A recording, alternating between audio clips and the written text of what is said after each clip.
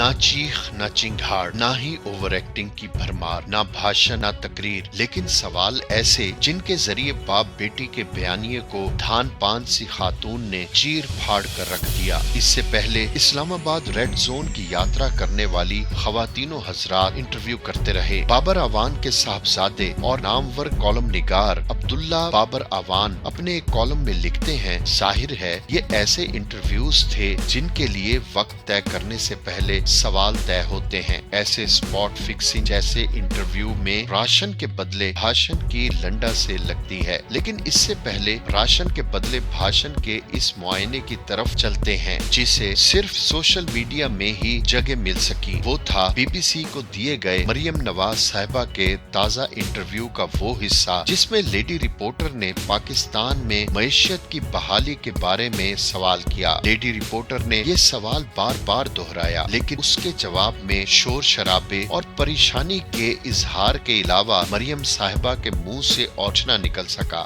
آئیے اس سلسلے میں ایک چھوٹا سا موازنہ دیکھ لیتے ہیں۔ یہ موازنہ پی ٹی آئی حکومت کے پہلے 9 کوارٹرز کے عرصہ اقتدار اور مریم نواز صاحبہ کے والد صاحب کی مسلم لیگ حکومت کے اتنے ہی عرصے یعنی 9 کوارٹرز کا موازنہ یا تقابلی جائزہ ہے، جس کا سورس نامعلوم، سیاسی اور کوئی اور نہیں بلکہ اسٹیٹ بینک آف پاکستان ہے۔ وہی اسٹیٹ بینک آف پاکستان جس کے پاس بیرون ملک سے لیے گئے قرضوں کا حساب کتاب رکھا ہوتا ہے۔ یہ موازنہ 2 حصوں میں تقسیم کر کے آسانی سے سمجھا جا سکتا ہے۔ پہلا حصہ، پہلے آئیے مسلم لیگ نون کے دور کی طرف جو مارچ 2016 سے شروع کر کے جون 2018 تک بنتا ہے۔ مسلم لیگ نون کے اس عرصے میں کل بیرونی قرض 24.8 ارب ڈالر تک بڑھ گیا، جبکہ اسی عرصے میں اسٹیٹ بینک آف پاکستان کے پاس غیر ملکی کرنسی کے ذخائر 6.3 ارب ڈالر کم ہو گئے۔ اس کا سادہ مطلب یہ ہے کہ مریم نواز صاحبہ کے والد صاحب کی وزارت عظمیٰ کے تیسرے دور اقتدار میں اسٹیٹ بینک آف پاکستان کی زبان میں اوور آل لائبلٹیز امپیکٹ 3.1 ارب ڈالر کا ہوا تھا۔ اس کے برعکس اتنے ہی عرصے میں یعنی جون 2018 سے شروع کر کے ستمبر 2020 تک وزیر اعظم عمران خان کی زیر قیادت پاکستان تحریک انصاف کے اولین دور حکومت میں کل بیرونی قرض 18.5 ارب ڈالر بڑھا۔ اس کے ساتھ ساتھ اسٹیٹ بینک آف پاکستان کے ذخائر میں 2.4 ارب ڈالر تک کا اضافہ بھی ہو گیا۔ یعنی مسلم لیگ نون کے اقتدار کے 9 کوارٹرز کے مقابلے میں پی ٹی آئی کے دور حکومت میں 9 کوارٹرز کا اوور آل لائبلٹیز امپیکٹ 16 ارب ڈالر کا ہوا۔ یہ مسلم لیگ نون کی حکومت سے 15 ارب ڈالر یعنی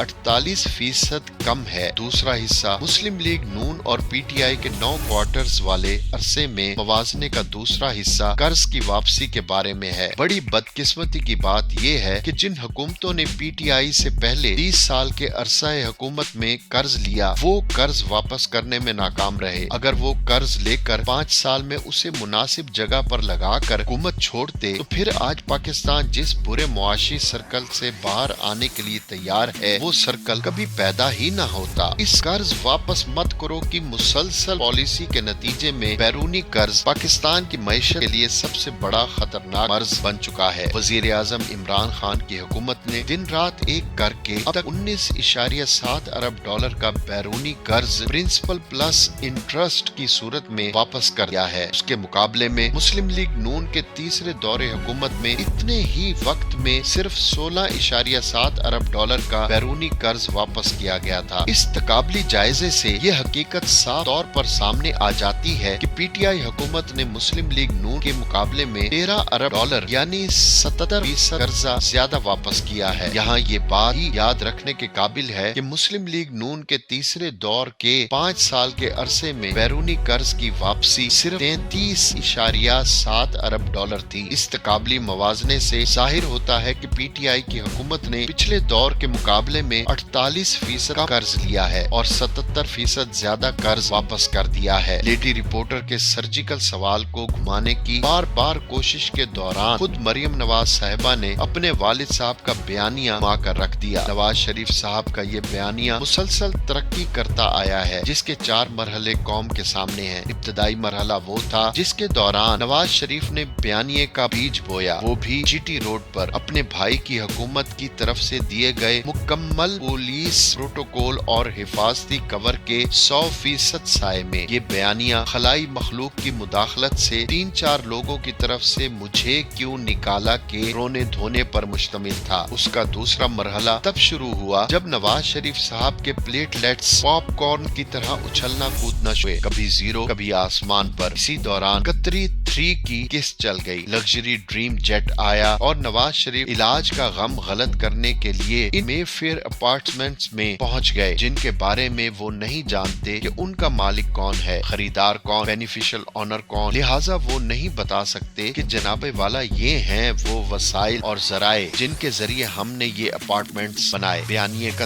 تیسرا دور بزنس پارٹنر سجن جدال اور 3-4 غیر ملکی سفارت خانوں سے مسلسل مشاورت اور کئی ناقابل بیان ملاقاتوں کے بعد مکمل کیا جا سکا۔ اس کے بھی کئی حصے ہیں۔ پہلا حصہ وہ جس میں عمران خان تو نواز شریف کا مسئلہ ہی نہیں ہے کیونکہ وہ سلیکٹڈ ہے۔ اس کا دوسرا حصہ یہ کہ ووٹ کو عزت دو۔ اس کے تیسرے حصے میں سپہ سالار اور انٹیلیجنس ادارے کے سربراہ کے نام شامل کر دیے گئے۔ اس کے چوتھے حصے میں یہی نعرہ ووٹر کو بھی عزت دو بن کر سامنے آیا۔ پانچواں حصہ یہ کہ فوج اپنا تاریخی پروفیشنل ڈسپلن توڑ دے جو پاک ملٹری کا سب سے بڑا ورثہ اور اثاثہ ہے، یوں چوروں کی چوری کو بچانے کے لیے اپنے ہی ڈسپلن کی باغی ہو جائے۔ جبکہ چھٹا حصہ وہ تھا جسے لیڈی رپورٹر کے ایک سوال نے ایکسپوز کر کے وہ چوہا گود نکالا جسے پی ڈی ایم کی فائنینشل ڈھیری کے نیچے چھپانے کی بھرپور کوششیں ہو رہی تھیں۔ آج کا سوال ہے سلیکٹڈ کون، جس کا جواب ایوب خان کی سلیکٹڈ کابینہ، ضیاء الحق کے سلیکٹڈ مجلس شورا والے اور جنرل مشرف کے سلیکٹڈ لیڈروں کے لیے این آر او والے نہیں تو اور کون ہے؟ پاکستان میں 1977 اور 2013 کے الیکشن میں دھاندلی کے سب سے بڑے الزامات سامنے آئے۔ تاریخ دیکھ لیں، 1970 اور 2018 کا الیکشن یورپی مانیٹرز اور فافن جیسے اداروں نے شفاف قرار دیا۔ سلیکٹڈ لیڈروں کی اگلی نسل 2023 تک الیکشن کا انتظار کرنے کی بجائے پھر سے سلیکشن مانگ رہی ہے۔ فوج سے یہ کہنا کہ عمران خان کی حکومت پہلے گھر بھجواؤ سلیکشن الائنس کا نیا ماورائے آئین چارٹر آف ڈیمانڈ ہے۔ اب کی بار سلیکٹڈ لیڈروں کے سلیکٹڈ بچوں کے لیے تاکہ ان کے بچے ایمریٹس ہلز اور پارک لین میں نئے محل تعمیر کر سکیں۔